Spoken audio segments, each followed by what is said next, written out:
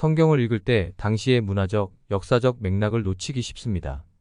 특히 마태복음은 유대 문화와 밀접한 관계를 가지고 있기 때문에 그 당시의 히브리적 배경을 알면 말씀의 의미가 훨씬 더 풍성해집니다. 그래서 이번 시리즈에서는 마태복음을 그 당시 유대 사회, 히브리적 관점에서 함께 읽고 해석해 보고 있습니다. 오늘의 본문인 마태복음 2장 19절에서 23절을 함께 읽어보겠습니다.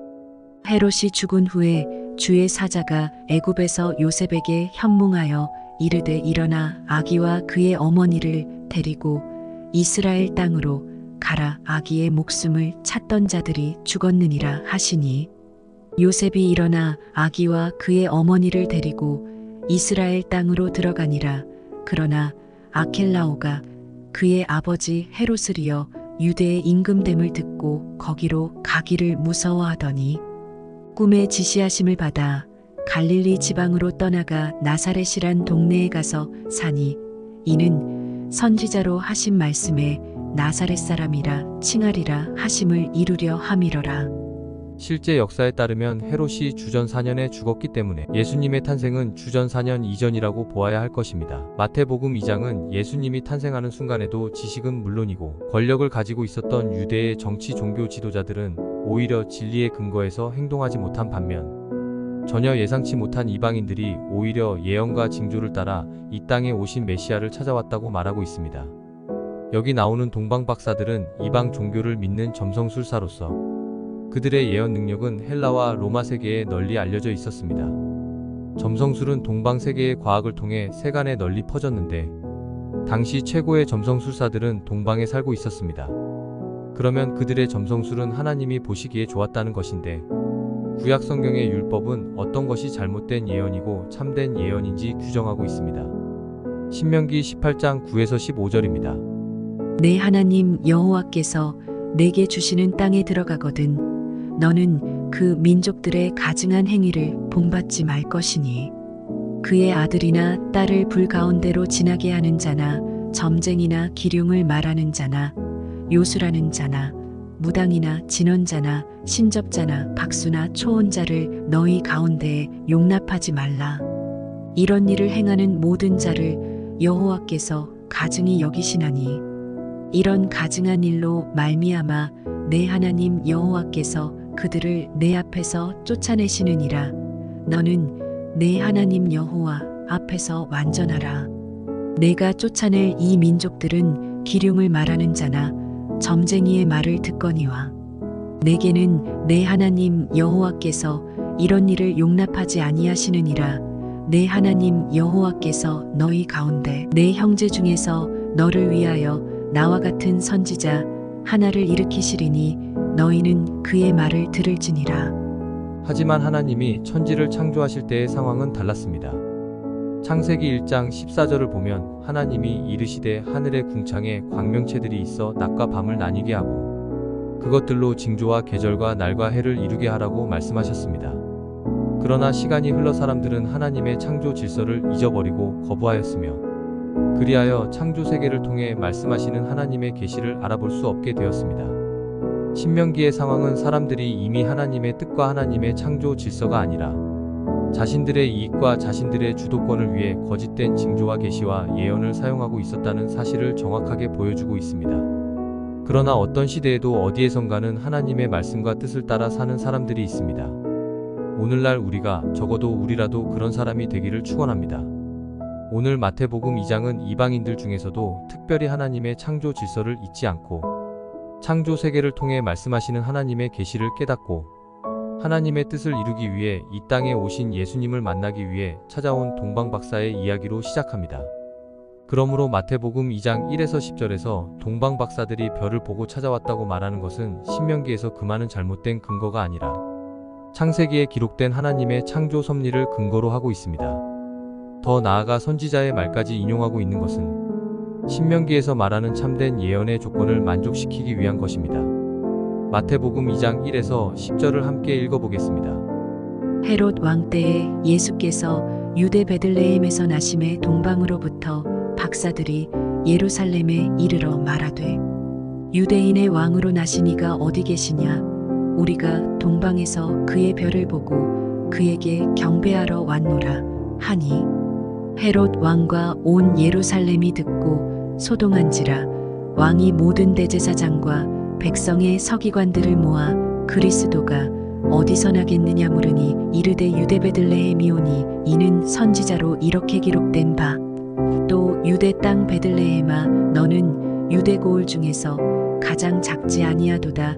내게서 한 다스리는 자가 나와서 내 백성 이스라엘의 목자가 되리라 하였음이니이다. 이에 헤롯이 가만히 박사들을 불러 별이 나타난 때를 자세히 묻고 베들레헴으로 보내며 이르되 가서 아기에 대하여 자세히 알아보고 찾거든 내게 고하여 나도 가서 그에게 경배하게 하라. 박사들이 왕의 말을 듣고 갈새 동방에서 보던 그 별이 문득 앞서 인도하여 가다가 아기 있는 곳 위에 머물러 서 있는지라.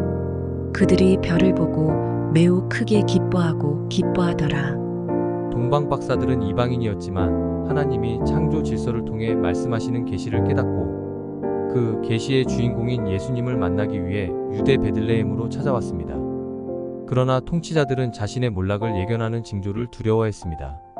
실제로 네로 황제는 혜성의 불길한 예언을 보고 그것이 자신이 아니라 다른 귀족들의 죽음을 의미한다고 주장하면서 수많은 귀족을 죽이기도 했습니다.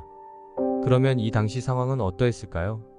예루살렘은 무역의 요충지였기 때문에 동방 박사들이 수행원들을 동반하고 예루살렘에 나타났을 때 온 도시가 그들을 알아차렸을 것입니다. 게다가 헤롯의 폭정에 불만을 품은 사람들이 많았으므로 동방 박사들이 예루살렘에 왔다는 소문은 빠르게 퍼졌을 것입니다. 로마 제국의 다양한 사상과 종교를 잘 알고 자기 통치 영역에 있는 이방인들의 신전을 후원한 헤롯 왕으로서는 동방 박사들의 출현을 특히 심각하게 받아들였을 것입니다. 동방 박사의 말을 들은 헤롯은 가서 아기에 대하여 자세히 알아보고 찾거든 내게 고하여 나도 가서 그에게 경배하게 하라고 말하지만 유대인의 왕이 태어났다는 말을 듣고 가만히 있을 헤롯이 아니었습니다. 지금 자신이 왕이고 그 왕의 자리는 자기 자식들에게 세습되어야 하는데 유대인의 왕으로 나신 이가 어디 계시냐? 우리가 동방에서 그의 별을 보고 그에게 경배하러 왔노라는 동방 박사들의 말과 유대 땅 베들레헴아 너는 유대 고을 중에서 가장 작지 아니하도다. 내게서 한 다스리는 자가 나와서 내 백성 이스라엘의 목자가 되리라는 선지자의 예언은 자신이 가진 모든 것과 앞으로 자기 자녀들에게 이어질 모든 권세와 부귀와 명예를 다 빼앗기게 되었다는 것을 의미하기 때문입니다. 그러한 헤롯의 마음을 알게 된 동방 박사들은 예수님을 만난 후 아기 예수님께 경배하고 보배합을 열어 황금과 유향과 모략을 예물로 드리고 헤롯에게로 돌아가지 않고 다른 길로 돌아갈 수밖에 없었습니다. 헤롯이 유대인의 왕으로 나신 이를 죽일 것이 분명하기 때문입니다. 베들레헴은 오래전부터 메시아가 태어날 곳으로 예언되었습니다.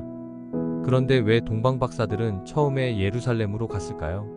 동방 박사들이 처음에 예루살렘으로 온 이유는 아마도 헤롯의 아들이 태어났고 그 아기가 유대인의 왕이 될 것이라고 생각했기 때문일 것입니다.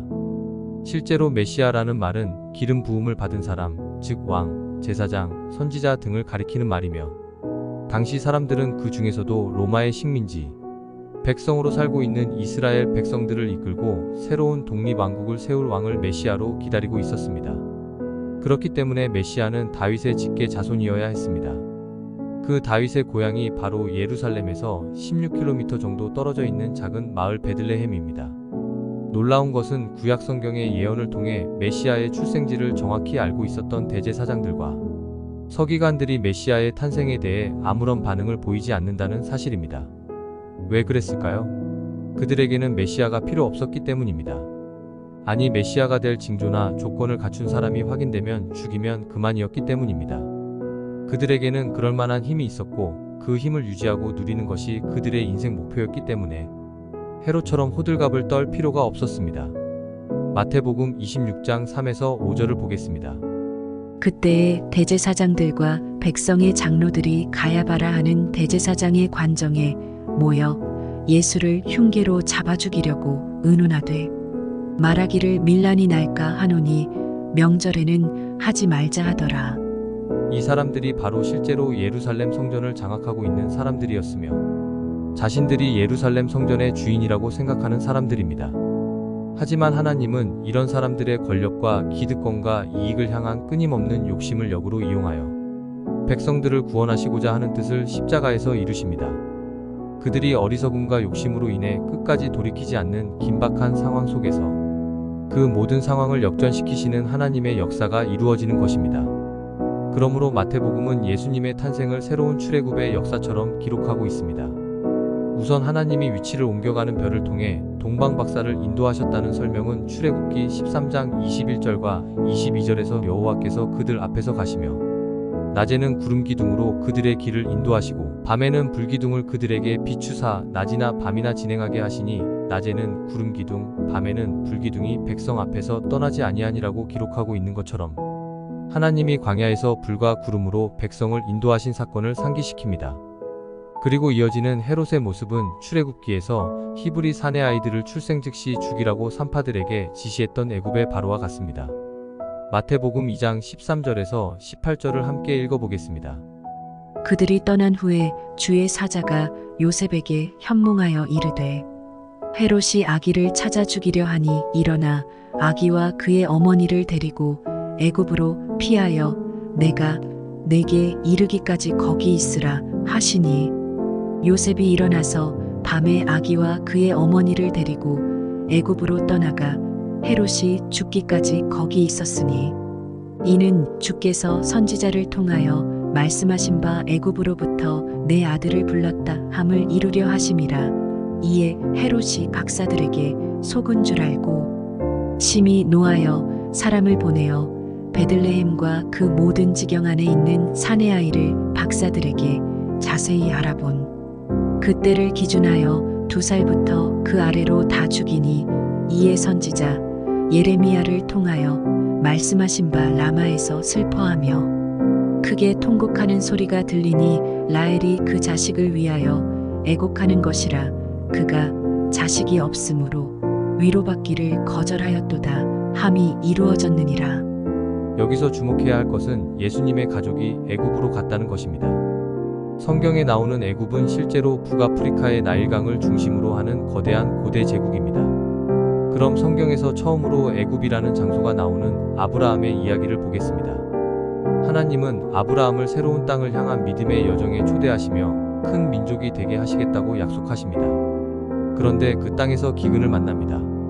이때 아브라함은 하나님의 약속을 신뢰하고 그 약속의 땅에 머무를까요? 아니면 식량을 구하러 그곳을 떠날까요? 아브라함은 예상을 뒤집고 그곳을 떠나 애굽으로 내려갑니다.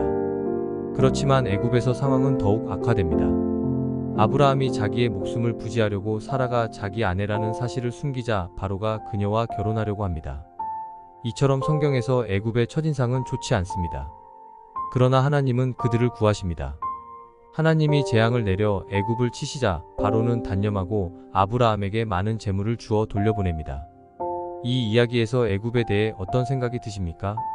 여기서 애굽은 어리석은 결정 끝에 도착한 곳이지만 동시에 하나님이 오셔서 자기 백성을 구하시는 곳입니다. 야곱 때에도 똑같은 일이 벌어집니다. 야곱의 가족은 어리석은 선택을 거듭하다가 다시 기근을 피해 애굽으로 가게 됩니다. 그리고 몇 세대가 지나자 결국 애굽의 노예가 됩니다. 그럼 이제 무슨 일이 일어날까요? 예상대로 하나님이 재앙을 내려 자기 백성을 구하십니다. 그리고 이스라엘 백성들이 가나안 땅을 돌아온 후 하나님은 이스라엘 백성들에게 어떤 이유로든 절대로 애굽으로 돌아가지 말라고 말씀하십니다. 그곳은 재앙과 억압의 땅이기 때문입니다.